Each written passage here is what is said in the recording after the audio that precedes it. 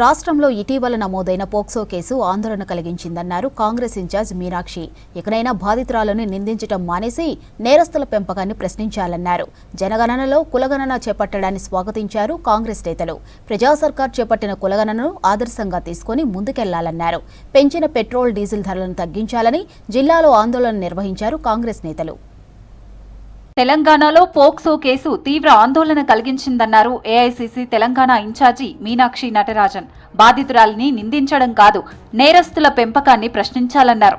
బాలికల దుస్తులు, పెంపకంపై విమర్శలు చేయడం దారుణమన్నారు. పితృస్వామ్య సమాజంలో అబ్బాయిల హింసాత్మక ప్రవర్తనను సాధారణంగా చూస్తున్నారని ఫేస్బుక్ లో పోస్ట్ పెట్టారు మీనాక్షి. కేంద్ర మంత్రి కుమారుడిపై ఫిర్యాదు నమోదు కావడం పలు ప్రశ్నలను లేవనెత్తుతోందన్నారు. కులాల ప్రకారం మహిళలను అణగదొక్కే పితృస్వామ్య వ్యవస్థ మరోసారి బయటపడిందన్నారు.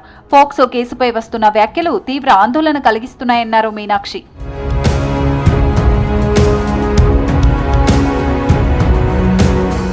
జనగణనలో కులగణన చేపట్టాలన్న సుప్రీంకోర్టు తీర్పుపై హర్షం వ్యక్తం చేశారు పీసీసీ చీఫ్ మహేష్ కుమార్.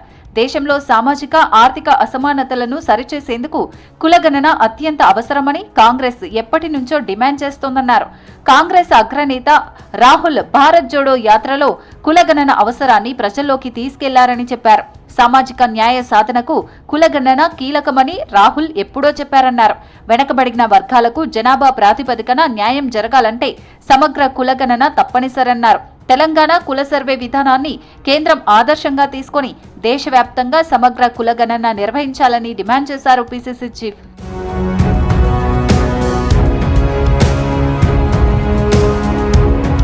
మోదీ పాలనలో సామాన్య ప్రజలు ఇబ్బందులు పడుతున్నారన్నారు రాజ్యసభ సభ్యుడు అనిల్ కుమార్ యాదవ్.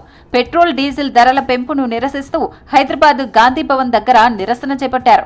ఎడ్ల బండ్లతో ర్యాలీ తీసి ప్రధాని మోదీ డౌన్ డౌన్ అని నినాదాలు చేశారు. పాలనలో మోదీ ప్రభుత్వం విఫలమైందన్నారు. మోదీ చేతకానితనాన్ని ప్రజలపై రుద్దుతున్నారని మండిపడ్డారు అనిల్ కుమార్.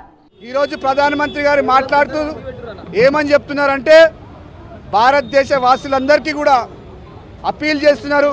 ఎవరు కూడా పెట్రోల్, డీజిల్ వాహనాలు యూజ్ చేయకండి, ఎవరు కూడా బంగారం కొనకండి, ఎవరు కూడా విదేశీ యాత్రకు పోకమని చెప్తున్నారు. ఇవన్నీ ఆయన చెప్తూ మరోవైపు మనం చూసినట్లయితే ఈరోజు కూడా విదేశీ యాత్రలో ఎవరున్నారు? ప్రధానమంత్రి గారు విదేశీ యాత్రలు ఉన్నారు. పెట్రోల్, డీజిల్ ధరలు పెంచి కేంద్ర ప్రభుత్వం సామాన్య ప్రజల జోబులు ఖాళీ చేస్తుందన్నారు చొప్పదండి ఎమ్మెల్యే మేడిపల్లి సత్యం. పేదలపై మరింత భారం మోపొద్దన్నారు. అంతర్జాతీయంగా బ్యారెల్ ధరలు ఎక్కువగా ఉన్న సమయంలో కూడా కాంగ్రెస్ ప్రభుత్వం ఇంధన ధరలు పెంచలేదన్నారు. కరీంనగర్లో పెట్రోల్ ధరల పెంపును నిరసిస్తూ కాంగ్రెస్ ఆందోళన చేపట్టింది.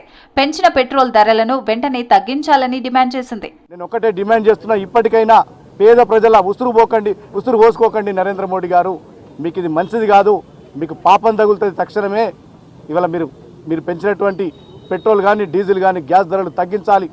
ఆ రోజు మేము యూపీఏ సర్కార్ శ్రీమతి సోనియా గాంధీ గారి నేతృత్వంలో ఆ రోజు యూపీఏ చైర్పర్సన్ ఉన్నప్పుడు బ్యారెల్ ధర ఇంతకంటే ఎక్కువ ఉన్నప్పటికీ కూడా ఆ రోజు సామాన్య ప్రజలకు ఇబ్బంది కలిగించొద్దని చెప్పి అతి తక్కువ ధరలకు పెట్రోల్ కానీ, డీజిల్ కానీ అందించి ఇలా ప్రజలకు మేము అండగా ఉన్నాం. ఆదివాసీల ఆర్థిక అభివృద్ధికి ప్రభుత్వం కృషి చేస్తోందన్నారు Achampet MLA Vamsikrishna. Humble bee తేనెటీగల పెంపక సంస్థ నుంచి సర్ప్ సహకారం, చెంచు మహిళా సమైక్య ద్వారా తేనెటీగల పెంపకంపై అవగాహన కల్పిస్తామన్నారు.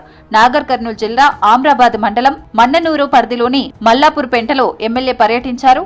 ఒక్కో ఆదివాసీ కుటుంబానికి 10,000 తేనెటీగల పెంపకం బాక్సులు పంపిణీ చేశారు.